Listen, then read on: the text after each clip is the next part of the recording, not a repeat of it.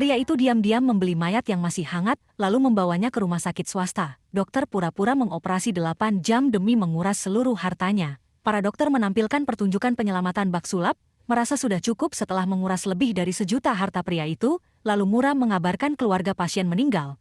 Mereka meminta keluarga untuk bersabar, tapi pria itu tak terima dan langsung mengeluarkan sertifikat kematian. Di situ tercantum jelas waktu kematian, padahal itu hanyalah mayat yang mereka dorong masuk. Orangnya sudah mati, kalian berjam-jam ngapain di sana? Saat kondisi genting, dokter merebut sertifikat kematian, menyumpalkannya ke mulut. Pria itu tak gentar, dia memang punya beberapa salinan. Dokter ketakutan total ketika pria memanfaatkan situasi, menuntut ganti rugi 500 juta agar kasus tak membesar, demi menyelamatkan muka dokter setuju.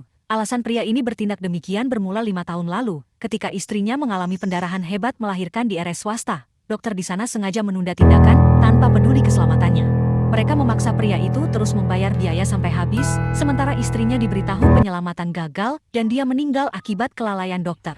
Peristiwa merenggut 2 nyawa sekaligus. Meski resmi menyebut kematian akibat terlambat ditangani, pria tak sanggup bongkar konspirasi rumah sakit serakah. Sejak hari itu, ia bersumpah membuat rumah sakit serakah menanggung balas dendam berdarah. Ia membeli mayat, membawanya ke rumah sakit swasta untuk diselamatkan, menipu dokter. Saat ia mengatakan pasien itu kakaknya, dan memohon dokter agar menyelamatkannya dengan biaya apapun, dokter sekilas memeriksa, lalu membawanya ke ruang operasi.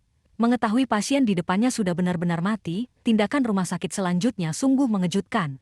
Dokter tetap ingin melakukan operasi pada jenazah, karena di mata mereka, baik pasien hidup maupun mayat hanyalah kesempatan untuk meraup uang, dan keluarga yang panik pasti akan berusaha sekuat tenaga menyelamatkan kerabatnya. Lalu dimulailah pertunjukan tipuan itu. Dokter penanggung jawab menemui pria, menyatakan pasien kritis dan menyuruh mengambil obat resep. Dia menghabiskan puluhan ribu yuan 2 kantong obat. Perawat membawa obat tapi baru melangkah membawanya kembali ke apotek. Keluarga gelisah menunggu di luar. Dokter dan perawat asyik mengobrol. Saat waktu hampir habis, dokter keluar gelisah, mengabari pria bahwa pasien tiba-tiba berkomplikasi, segera mendatangkan ahli operasi, dan meminta biaya 500 ribu yuan. Tanpa banyak bicara, pria itu langsung membayar biaya operasi. Lalu para ahli datang serius, memainkan sandiwara sangat meyakinkan tanpa satupun kecurigaan.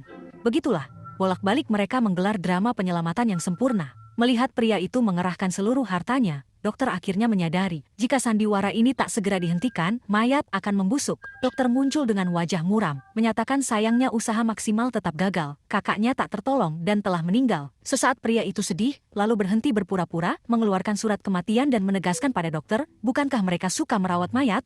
Rumah sakit serakah ini tak main-main soal perawatan dan penyelamatan nyawa, bahkan mayat tak dilepas. Dokter memasang gadis meninggal pada alat bantu napas, pura-pura belum mati. Mereka meraup uang dari keluarga pasien. Dokter cemas